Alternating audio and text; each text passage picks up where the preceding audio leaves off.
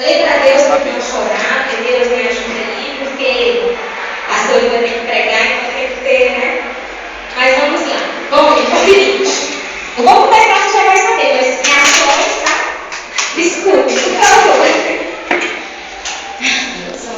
Gente, é o seguinte, em 2008, eu e meu marido, a gente iniciou, né, um sonho no nosso coração de ter um filho, uma filha, né?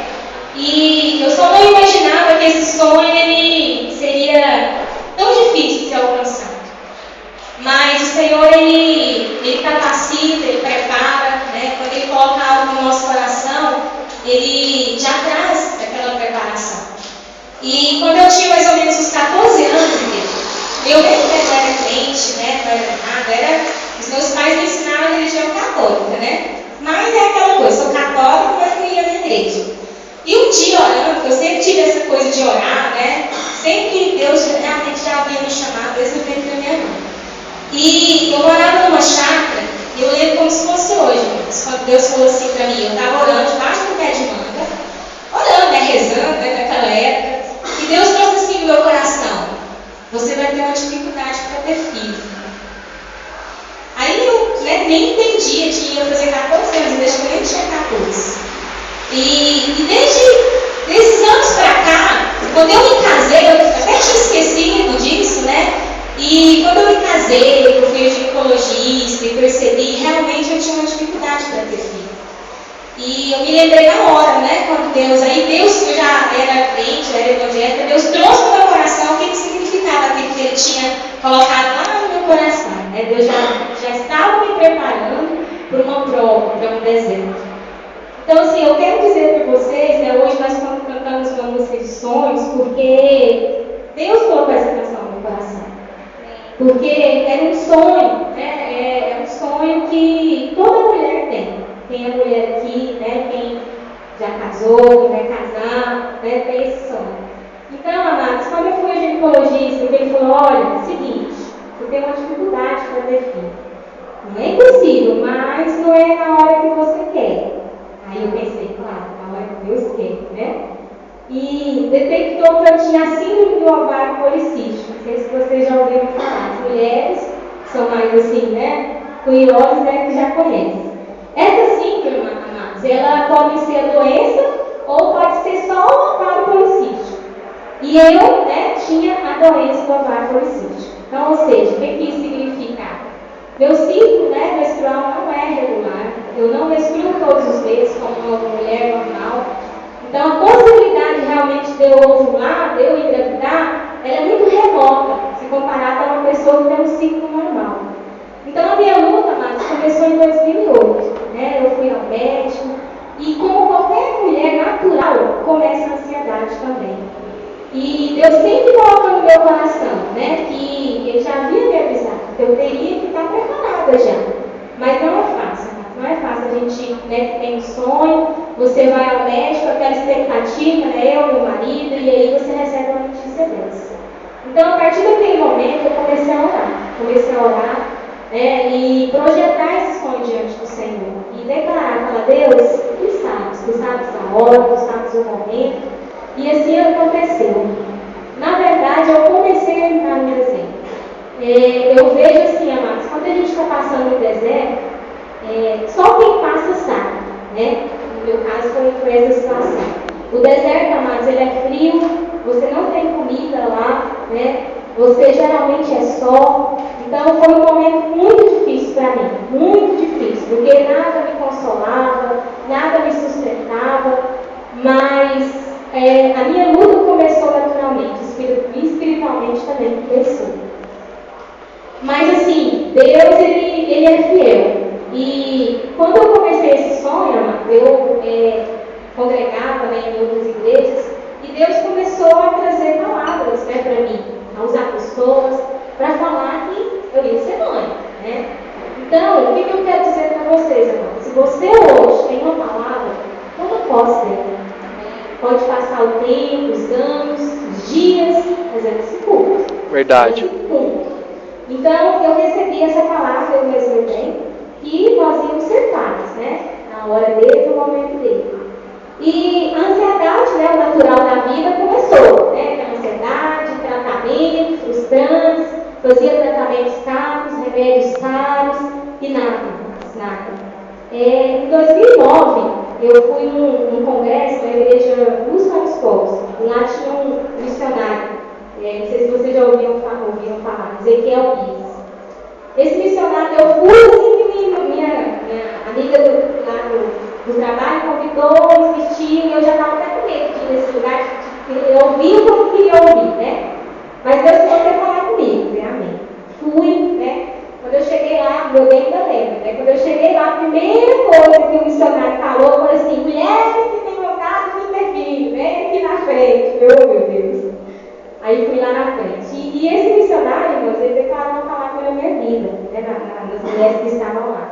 Ele falou assim: daqui um ano, vocês estarão aqui testemunhando o milagre de vocês. Vocês estarão dela. Eu tomei conta. Ele falou: se for homem, é o nome de um profeta. Agora, se for mulher, Deus falou que pode ficar liberado. Pode pôr. Aí tá. Amados, e realmente aconteceu. O milagre chegou em 2010, né? Menstruação, casou, fiz exame positivo. Mas assim, o mais sobrenatural, irmãos, é porque eu estava orando, eu estava tão aflita, tão triste, que eu sinto que Deus mandou aquela gravidez, mandou aquele profeta, para acalmar meu coração, para provar que Ele é Deus. E hoje eu falo: Deus, que prova a gente precisa, nós não merecemos de prova. Mas Deus, Ele conhece a minha vida, Ele conhece a sua vida, Ele conhece as nossas limitações. E quando eu descobri que eu estava grávida, foi tão interessante que eu não fiquei feliz. Eu peguei o resultado e assim, eu falei: meu Deus, tanto tempo esperando, e é essa reação que eu tenho, assim, não teve aquela alegria, sabe, aquela empolgação. E eu fiquei mais ou menos uma semana grávida e no sábado eu ia ser testemunha de um casamento, mas meu bem. E à tarde eu estava orando com meu pai, orando, né, declarando, adorando ao Senhor, e de repente o Senhor falou assim no meu coração: você seria capaz de ofertar esse filho por mim? Mas eu vou falar uma coisa para vocês: não é fácil. Quando Deus dá algo para você, assim, um sonho, eu estava 2 anos e você ouviu uma palavra dessa. Aí na hora eu falei: Deus, que coisa, né? Aí então fiz assim, aí voltei a adorar o Senhor. Mas você pensa, se era uma coisa natural, eu estava adorando a Deus, eu não estava ali lavando casa, né? Então, as coisas, eu estava adorando a Deus, Deus trouxe isso no meu coração. E Deus começou a falar aqui no meu coração: você seria capaz de ofertar esse filho por amor a mim? E eu não querendo responder, eu falei: Deus, misericórdia. Comecei a falar: misericórdia, Senhor, misericórdia. E Deus começou a falar aqui no meu coração. Aí eu lembro como se fosse hoje, eu ajoelhada, eu olhei para o céu e falei: Deus, é teu. Se o Senhor me deu, é teu. E eu naquela hora chorava muito e falava: Deus, é teu. Se o Senhor me deu, é teu. E quando eu declarei aquilo, amados, foi uma coisa tão sobrenatural, porque eu já não me sentia grávida mais. Foi uma coisa assim, muito sobrenatural. Essa história eu já contei para alguns, né? Mas para outros que não conheciam. E quando eu fiz aquela oração, eu tinha uma amiga que há 7 anos também, né, tinha essa dificuldade de ser mãe. E eu lembro que quando eu peguei o resultado, amados, eu falei assim com outra colega minha, eu falei assim: nossa, minha colega há 7 anos e eu só 2 anos, né, assim, eu quero muito esse filho, mas se Deus, se fosse para escolher, eu escolhia ela para ser mãe. Então olha só para vocês verem como que Deus, Ele ouve tudo que a gente fala, Ele vê tudo que está no seu coração. Amados, no outro dia, quando eu estava na casa da minha sogra lembra, né? A gente estava lá, feliz, de certas partes, que a gente tinha acabado de perder o pai dela, e quando eu fui ao banheiro, eu tive o sacramento. No outro dia, no domingo. Mas aquilo para mim foi algo assim, eu falei: Deus, é o Senhor. Essa gravidez veio para testificar, né, a tua palavra. O missionário não falou que ia ser mãe, falou que eu ia engravidar. E realmente aconteceu, e eu creio que isso aconteceu foi para que Deus acalmasse meu coração, me mostrasse que Ele é Deus, que Ele é Deus. Então, assim, depois eu fui ao médico, e para mim, mas meu bem, não foi fácil, muito difícil, né, porque a gente, de certa forma, por mais que eu sabia que fui avisada por Deus, é difícil, né, você ter nas suas mãos o seu sonho realizado, de repente, ele vai embora.